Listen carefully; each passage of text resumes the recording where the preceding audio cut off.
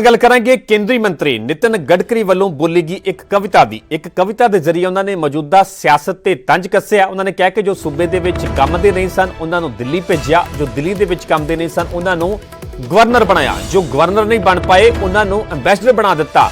राजनीति दे विच मैनूं कई दुखी लोग मिले ने। नितिन गडकरी दे वल्लों वड्डा तंज कस्सिया गया मौजूदा सियासत ते। उन्होंने कहा कि जो MLA सी वो इस दे लई दुखी सी कि वो मंत्री नहीं बने, मंत्री इसलिए दुखी सन कि चंगा विभाग नहीं मिलिया, चंगा विभाग मिलण वाले मुख्यमंत्री ना बन तो दुखी सन।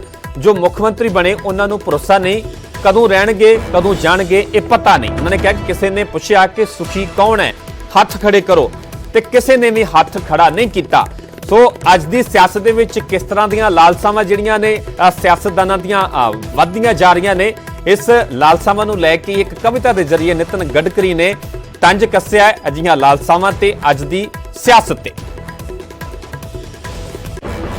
एक ने पूछा था कि तुम में से सुखी कौन है, हाथ ऊपर करो, किसी ने नहीं किया, क्योंकि जो MLA थे वो इसलिए दुखी है कि वो मंत्री नहीं बन पाए। मैं आपके लिए नहीं कह रहा हूं। मंत्री इसलिए दुखी थे कि उनको अच्छा डिपार्टमेंट नहीं मिला। जिनको अच्छा डिपार्टमेंट नहीं मिला वो इसलिए दुखी थे कि वो मुख्यमंत्री नहीं बन पाए, और जो मुख्यमंत्री बन पाए वो इसलिए दुखी है कि कब रहेंगे और कब जाएंगे इसका भरोसा नहीं। वो चिंता।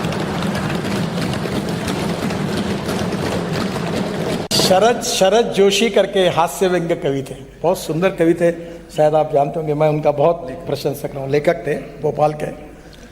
उन्होंने कहा था, एक सुंदर कविता की थी, जो राज्य में काम के नहीं थे उनको दिल्ली में भेजा, जो दिल्ली में काम के नहीं थे उनको गवर्नर बना दिया, जो गवर्नर नहीं बन पाए उनको एम्बेसडर बना दिया। अब राजनीति जो होती है सभी पार्टियों में ये चलता ही है। और मैं जब बीजेपी का प्रेसिडेंट था, जिसका उल्लेख उन्होंने किया, मुझे कोई आदमी ऐसा मिला नहीं जो दुखी नहीं था।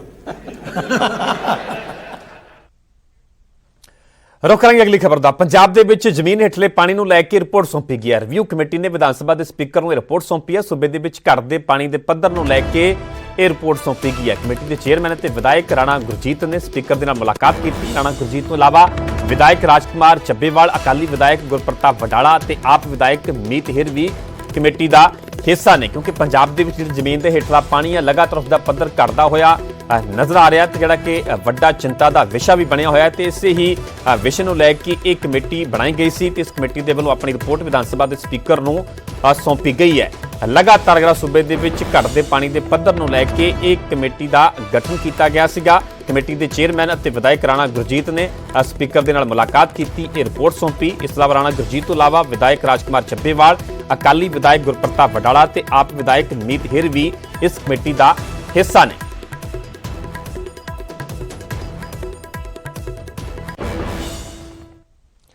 गल करांगे पंजाब विधान सभा चोणां दी। 2022 नूं लैके चोण कमिशन के वल्लों भी तैयारियां शुरू कर दित्तियां गईयां ने। पंजाब चोण कमिशन ने तैयारियां का ब्यौरा दिता है। पंजाब दे विच 24,699 पोलिंग बूथ हो सकते हैं।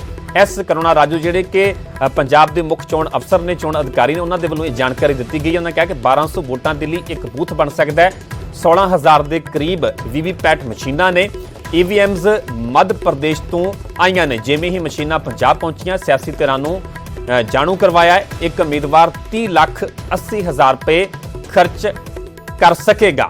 जिहड़ी ये रकम तय की गई है, खर्चा तय किया गया, जिहड़ा कि चोणां दे विच एक उम्मीदवार इन्ना खर्चा कर सकता है। 30,80,000 रुपए तो ज्यादा का उम्मीदवार खर्चा नहीं कर सकेगा। ये अहम जानकारी दी गई है पंजाब चोण कमिशन के वल्लों। आने वाले समय दे विच 24,679 इंग्लिश में बता रहा हूँ 24,689 इन्ना साडा पोलिंग बूथ होने की संभावना है। 24,689 इन्ना पोलिंग बूथ होने की संभावना है। और इस तो बाद हो सकता है स्पेशल समरी रीजन तो बाद ऑक्सिलरी पोलिंग स्टेशन भी बढ़ सकता है।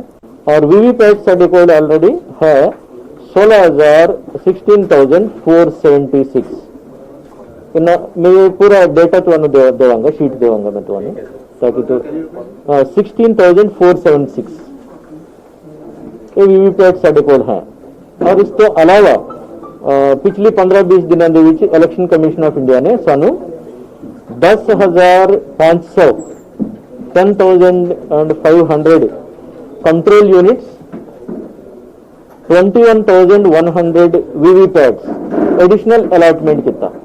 ये अपना ईवीएम वीवीपैट सानू स्टेट ऑफ मध्य प्रदेश तो असी अलॉटमेंट किया गया है। इसमें असी फिर डिस्ट्रिक्ट वाइज अलॉटमेंट किया है। साडा स्टेट दे विच इसके पहले 27 लाख सी, लेकिन कोविड करके 10% बढ़ा दिया। तो पता ही होगा, मैंने बीच में एक प्रेस रिलीज भी किया। 27 लाख से बढ़ के मेरे ख्याल से 29 लाख कुछ हजार है। हम लेटेस्ट है असेंबली कॉन्स्टिट्यूंसी वास्ते 30,80,000 है। 30,80,000 पार्लियामेंट वास्ते हम कोई इतना जरूरी नहीं है।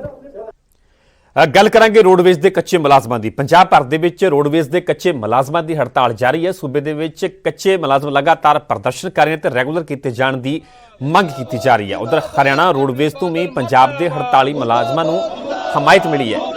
ਹਰਿਆਣਾ ਰੋਡਵੇਜ਼ ਦੀਆਂ 3 ਜਥੇਬੰਦੀਆਂ ਨੇ ਅੱਜ ਹਰ ਡਿਪੂ ਤੇ 2 ਘੰਟੇ ਦੇ ਲਈ ਰੋਸ ਪ੍ਰਦਰਸ਼ਨ ਕੀਤਾ ਤੇ ਪੰਜਾਬ ਦੇ ਮੁੱਖ ਮੰਤਰੀ ਦੇ ਨਾਮ ਜੀਐਮ ਨੂੰ ਮੰਗ ਪੱਤਰ ਸੌਂਪਿਆ ਗਿਆ।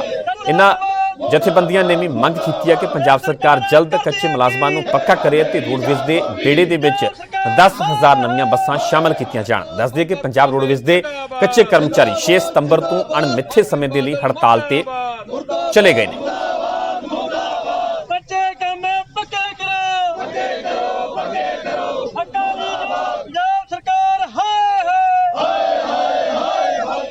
में जो कच्चे कर्मचारी हैं उनके विरोध हटाए जा रहे हैं, उनके विरोध पक्का करने के लिए प्रदर्शन किया जा रहा है। 9 तारीख को तालमेल कमेटी की मीटिंग कैथल में थी, जिन्होंने ये आह्वान किया था कि 14 तारीख को 2 घंटे का विरोध प्रदर्शन किया जाएगा, कच्चे कर्मचारियों को पक्का किया जाएगा।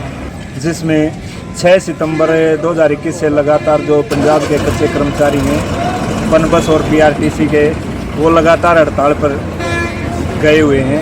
उनके समर्थन का फैसला लिया गया था और उसी के समर्थन में आज ये 2 घंटे का विरोध प्रदर्शन किया। और पंजाब का तो मैं कह सकता हूं कि बहुत ज़्यादा बुरा हाल है, क्योंकि 90% जो कर्मचारी है वहां कच्चा कर्मचारी है और कच्चा कर्मचारी 90 का 90% आज हड़ताल में शामिल है। तो बड़ी मांग ये है कि सरकार रोडवेज के बेड़े में पंजाब में 10,000 बसों की मांग है उनकी, 10,000 बेड़े में बसें नहीं शामिल करे और जो है कच्चे कर्मचारी को पक्का करे, जो प्रमुख मांग है। क्योंकि 10,000 यदि बसें बेड़े में शामिल होती है तो पंजाब के साथ साथ हरियाणा की जनता को भी उन सेवाओं का लाभ मिलेगा।